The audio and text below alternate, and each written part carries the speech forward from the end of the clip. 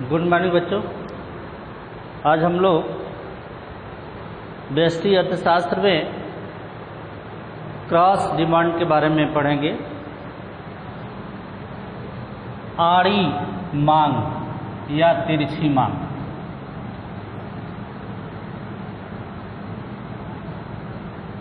आड़ी मांग या तिरछी मांग।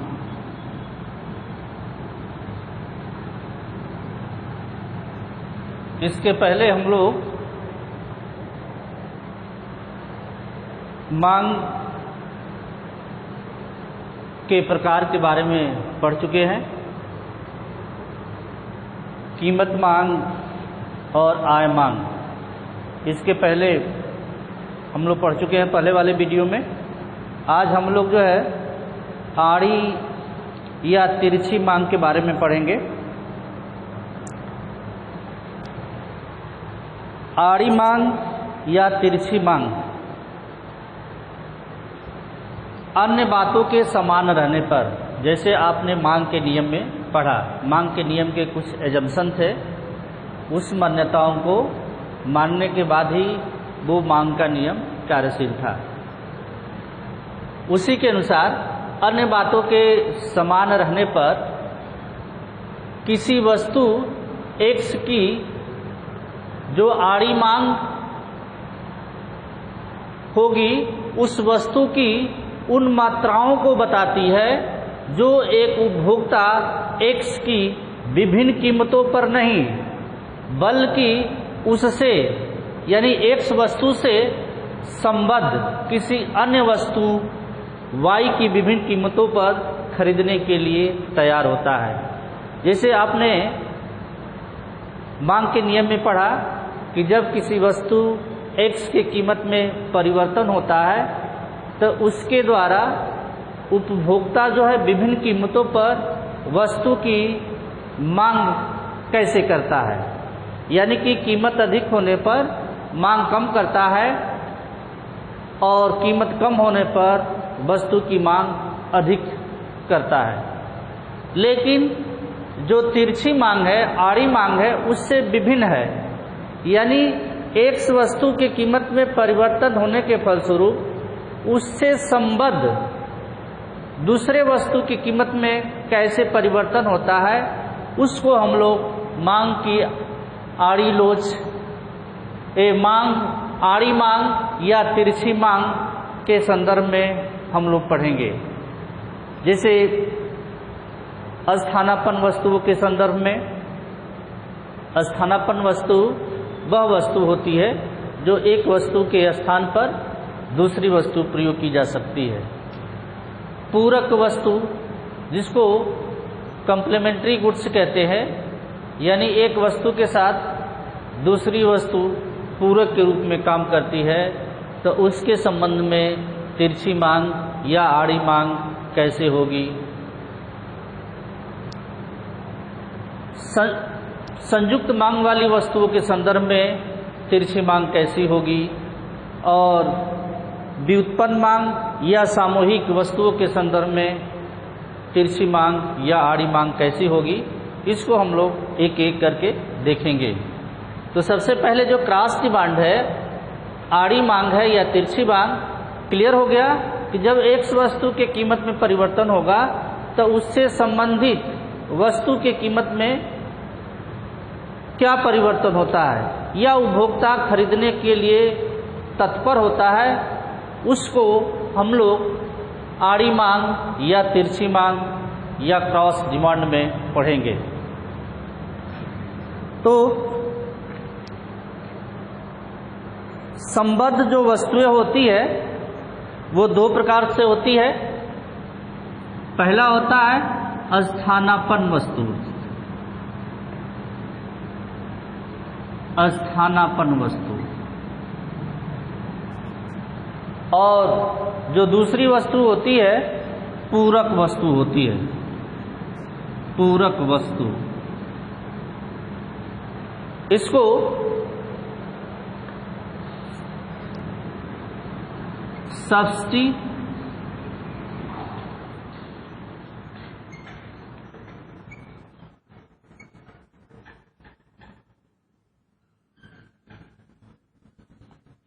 इसको कंप्लीमेंट्री गुड्स कहते हैं।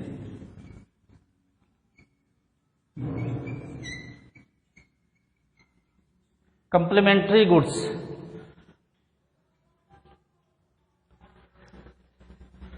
ये स्थानापन्न वस्तु, ये कंप्लीमेंट्री गुड्स। तो दो वस्तुओं के संदर्भ में हम लोग देखेंगे कि तिरछी मांग या आड़ी मांग कैसी होती है। तो स्थानापन्न वस्तु वह वस्तु है जो किसी एक वस्तु के जगह पे दूसरी वस्तु इस्तेमाल की जाती हो, उसको कहते हैं स्थानापन्न वस्तु। यानी एक वस्तु के जगह पे दूसरी वस्तु इस्तेमाल की जाती हो, उसको कहते हैं स्थानापन्न वस्तु। जैसे चाय और कॉफी, चाय और कॉफी, ये दोनों कैसी वस्तु है? स्थानापन्न वस्तु है। यानी कि चाय की जगह पे कॉफी इस्तेमाल की जा सकती है और इस्तेमाल की जगह पे कॉफी प्रयोग की जा सकती है। यानी कीमत में जैसे परिवर्तन होगा और उपभोक्ता की जैसे आमदनी होगी, उसके अनुसार वस्तु की डिमांड करेगा, वस्तु की मांग करेगा। लेकिन ये चाय और कॉफी जो है स्थानापन्न वस्तु है।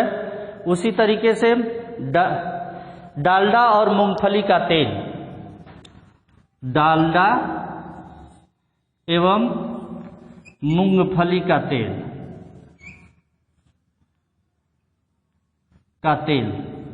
ये भी क्या है? ये भी स्थानापन्न वस्तु है। लकड़ी तथा कोयला, लकड़ी तथा कोयला, ये भी स्थानापन्न वस्तु है। जैसे नहाने के साबुन में अनेक वैरायटी है, तो एक साबुन की जगह पे दूसरे साबुन इस्तेमाल की जाती है, ये भी स्थानापन्न वस्तु है। यानी कि कोई भी वस्तु जो एक वस्तु के स्थान पर दूसरी वस्तु इस्तेमाल की जा सकती हो, उसको कहते हैं स्थानापन्न वस्तु। अब देखेंगे कि कीमत एवं स्थानापन्न वस्तु की मांग में कैसा संबंध पाया जाता है। अब इसको रेखा चित्र के द्वारा, स्थानापन्न वस्तु को रेखा चित्र के द्वारा हम लोग देखेंगे।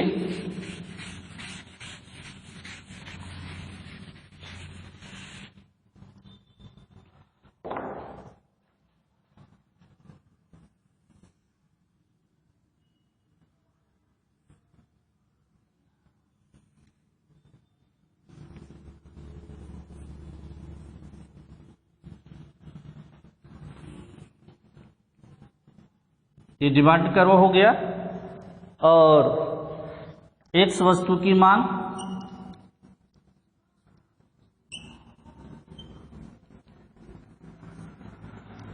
एक्स अक्ष पे एक्स वस्तु की मांग और वाई वस्तु की कीमत, वाई वस्तु की कीमत को प्रदर्शित करेंगे।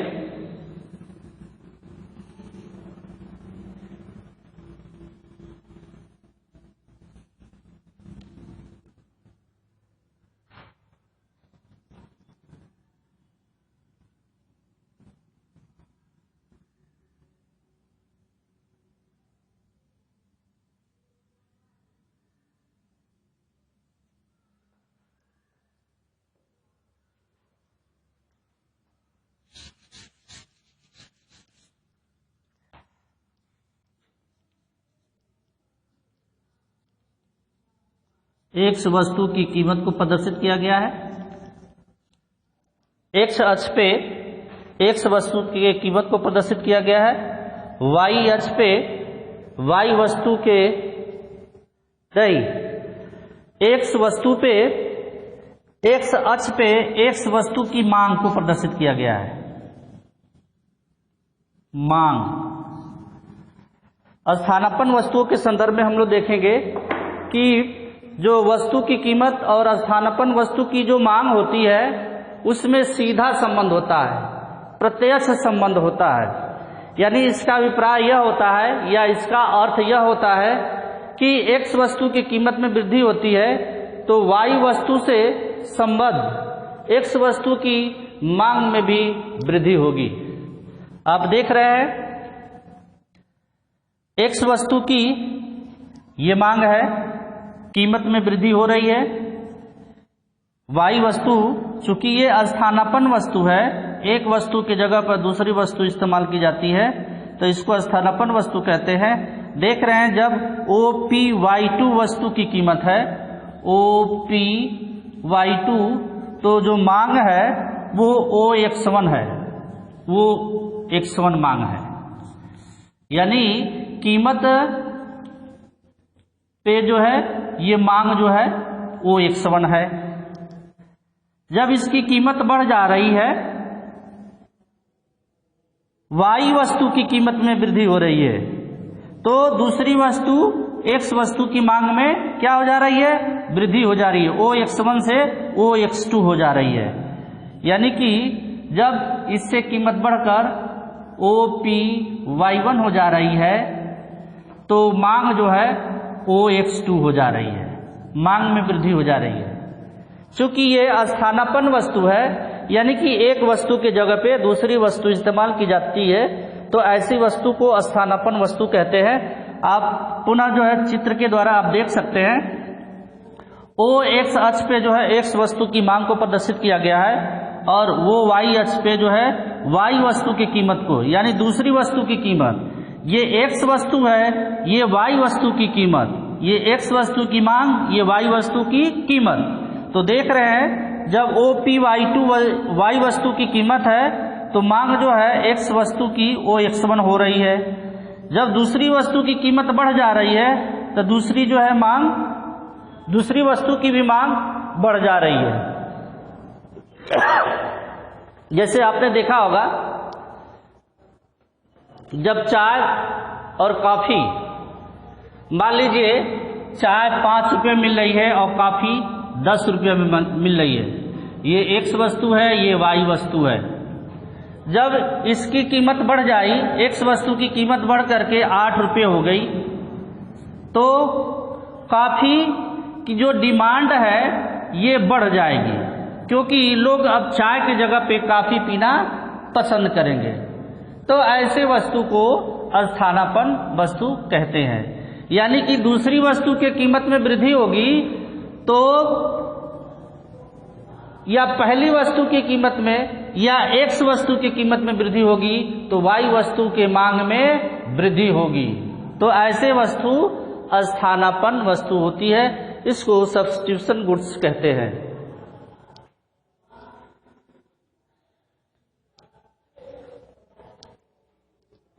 अब हम लोग कंप्लीमेंट्री गुड्स के बारे में पढ़ेंगे। कंप्लीमेंट्री गुड्स,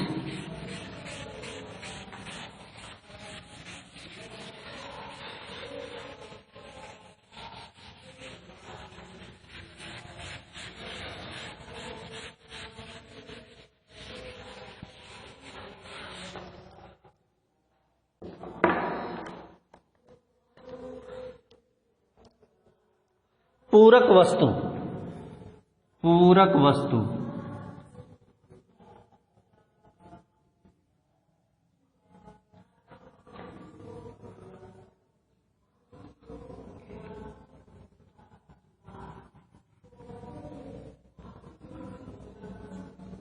पूरक वस्तु जो वस्तु किसी अन्य वस्तु के साथ प्रयोग की जाती हो उसको पूरक वस्तु कहते हैं। जैसे कार और पेट्रोल।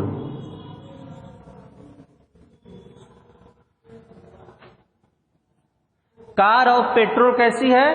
ये पूरक वस्तु है। पेन और स्याही, ये क्या है? कंप्लीमेंट्री गुड्स है, यानी एक वस्तु के जगह पे दूसरी वस्तु प्रयोग की जाती है। तो ऐसी वस्तु को हम लोग कंप्लीमेंट्री गुड्स कहते हैं, या हम कंप्लीमेंट्री गुड्स कहते हैं। या अब इसको हम लोग रेखा चित्र के द्वारा देखेंगे कि कंप्लीमेंट्री जो गुड्स है, जो पूरक वस्तु है, दूसरे वस्तु के मांग में दूसरे वस्तु के कीमत में परिवर्तन होता है तो दूसरे वस्तु के मांग में क्या परिवर्तन होता है, इसी को हम लोग देखना है। इसी को हम लोग देखेंगे कि ये कैसे होता है। जैसे यदि एक वस्तु के कीमत में वृद्धि होती है तो दूसरी वस्तु की मांग स्वतः घट जाती है। जब एक वस्तु के कीमत में या यदि कोई एक वस्तु के कीमत में वृद्धि होती है तो दूसरी वस्तु की मांग स्वतः घट जाती है, और एक वस्तु की मांग घटती है तो दूसरे वस्तु की मांग बढ़ जाती है। तो ऐसी वस्तु कम्प्लीमेंट्री गुड्स होती है। जैसे मान लीजिए कार के दाम में वृद्धि हो जाए तो पेट्रोल की डिमांड कम हो जाएगी। यदि कार के कीमत में कमी हो जाए तो पेट्रोल की मांग बढ़ जाएगी। इसी तरीके से पेन के कीमत में वृद्धि होगी तो स्याही के कीमत में कमी हो जाएगी, और जब पेन के कीमत में कमी होगी तो स्याही की कीमत में वृद्धि हो जाएगी। यानी एक वस्तु के कीमत में कमी होगा तो दूसरे वस्तु की मांग स्वतः बढ़ जाएगी। तो ऐसी वस्तु कम्प्लीमेंट्री गुड्स वस्तु होती है। इसको हम लोग रेखा चित्र के द्वारा देखेंगे।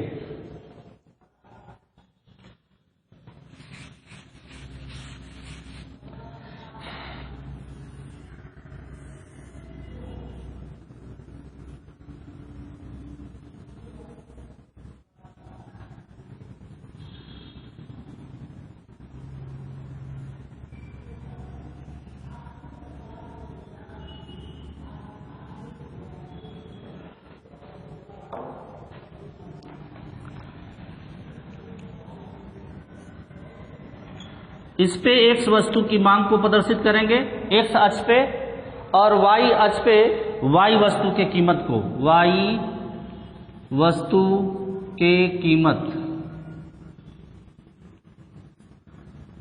एक्स वस्तु के कीमत को एक्स अक्ष पे एक्स वस्तु की मांग को प्रदर्शित करेंगे, और वाई अक्ष पे वाई वस्तु के कीमत को प्रदर्शित करेंगे।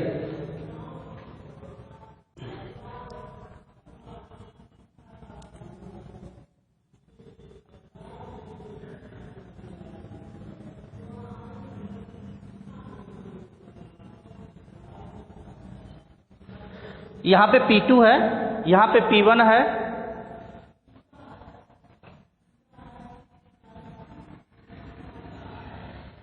जो सामान्य मांग का आप नियम पढ़े हैं वही जो है कम्प्लीमेंट्री गुड्स में भी है, लेकिन यहाँ पे वस्तु दो है। यानी एक वस्तु के कीमत में वृद्धि होती है तो दूसरी वस्तु की मांग में कैसा परिवर्तन होता है, इसी को देखना है। तो देख रहे हैं जब वस्तु की कीमत OP1 है, जब OP1 है तो X वस्तु की जो मांग है वो X1 है, जो मांग है वो X1 है। यानी कि जब दूसरी वस्तु, यानी ये कौन सी वस्तु है, Y वस्तु की कीमत, Y वस्तु की कीमत, जब Y वस्तु की कीमत OP1 है तो X वस्तु की मांग कितनी है, X वस्तु की मांग कितनी है, वो X1 है। पुनः समझिए, जब Y वस्तु की कीमत OP1 है तो X वस्तु की जो मांग है वो X1 है। यदि Y वस्तु के कीमत में वृद्धि हो जाए, P1 से P2 हो जाए, यदि Y वस्तु के कीमत में वृद्धि होने पर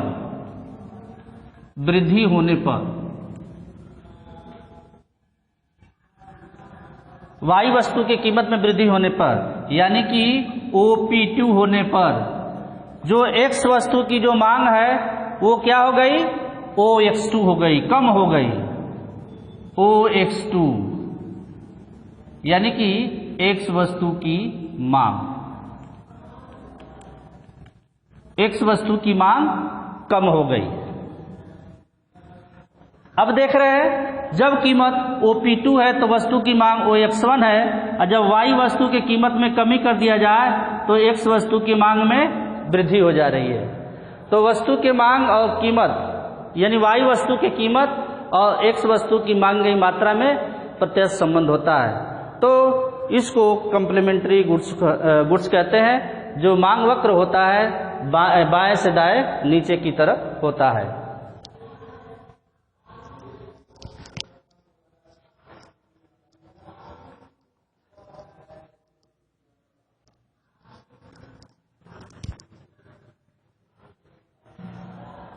तो ये जो है पूरक वस्तु हो गई। अब पूरक वस्तु में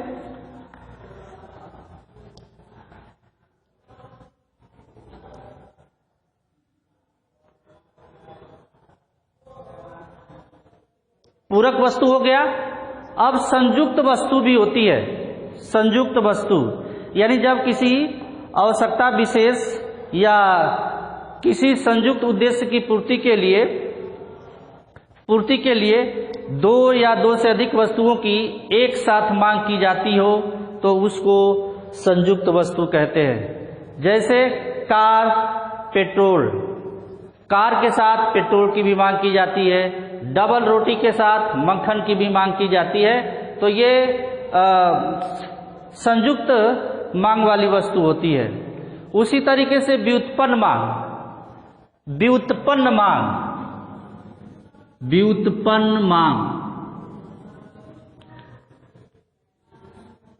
ये बहुत इम्पॉर्टेंट है। कम्युनिकेशन में या अन्य प्रतियोगी परीक्षाओं में पूछा जाता है कि व्युत्पन्न मांग क्या होता है। तो व्युत्पन्न मांग जो है प्रत्यक्ष न होकर परोक्ष होता है, मतलब डायरेक्ट न होकर इनडायरेक्ट होता है, उसको कहते हैं व्युत्पन्न मांग। जैसे श्रम की मांग, ईंट की मांग। जैसे मकान बनाने के लिए कई वस्तुओं की आवश्यकता होती है। मकान बनाना है तो मकान बनाने के साथ आपको अच्छा लेबर की भी आवश्यकता होती है, यानी कि श्रम की भी मांग होगी, ईंट की भी मांग होगी और अन्य इससे सीमेंट की भी मांग होगी, अन्य चीजों की भी मांग होगी। तो ऐसी मांग जो है व्युत्पन्न मांग कही जाती है, यानी कि एक वस्तु के साथ अन्य वस्तुओं की भी मांग की जाए तो उसको कहते हैं व्युत्पन्न मांग। कभी परीक्षा में श्रम की मांग के बारे में पूछता है कि श्रम की मांग कैसी मांग है। श्रम की मांग, तो श्रम की जो मांग है वो व्युत्पन्न मांग है, यानी कि मकान बनाना है तो इसके साथ श्रम की भी मांग होगी, सीमेंट की भी मांग होगी, ईंट की भी मांग होगी और अन्य चीजों की भी मांग होगी। सामूहिक मांग यानी कि जब एक वस्तु दो या दो से अधिक उपयोगों में मांग की जाती हो तो उसको कहते हैं सामूहिक मांग। जैसे कोयला, बिजली, दूध, कोयला, बिजली, दूध, ये सामूहिक मांग है, यानी सभी व्यक्तियों के द्वारा, सभी उपभोक्ताओं के द्वारा जो मांग की जाती है उसको सामूहिक मांग कहते हैं। तो आज इतना ही। कल हम लोग जो है मांग में कमी और मांग में वृद्धि के बारे में देखेंगे कि मांग का विस्तार कैसे होता है, मांग का संकुचन कैसे होता है। धन्यवाद।